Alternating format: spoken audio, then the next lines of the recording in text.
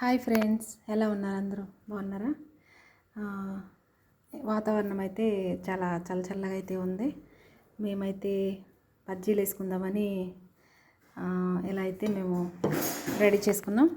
పచ్చిమిర్చి, తర్వాత ఇది అరటికాయ, వంకాయ, ఈ మూడిట్లతోటి మా స్టైల్లో అంటే చాలా రకాలుగా చేసుకుంటారు చాలామంది. మేము ఎలా చేస్తామో చూపెడతాం, చూసేయండి. ఆయిల్ అయితే ఇలా పెట్టుకున్నాం. ఆయిల్ అయితే బాగా హీట్ ఎక్కింది. బజ్జీలు అయితే వేసుకోవచ్చు.